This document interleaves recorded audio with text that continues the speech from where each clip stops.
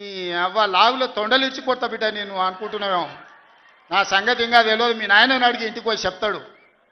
ఏ అమెరికాలో బాత్రూమ్లు అడిగినట్టు అనుకుంటున్నావు నాతో మాట్లాడు అంటే, నేనేదో మంచుకుంటుండే పోని ఆవుల పోరోడి గాలికి తిరిగేటోడి గాలికి అంతో నాకెందుకని ఇవన్నీ వేషాలు.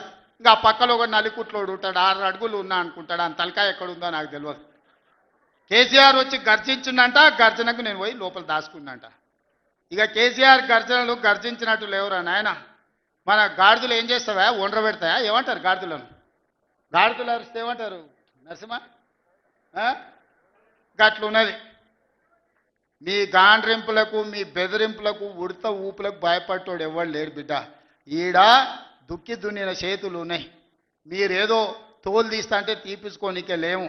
ఈ కండలు కరిగినాయి, మిగిలిందే తోలు. ఫస్ట్ నీ తోలు సంగతి చూసుకో, నీ తోలు సంగతి చూసుకో.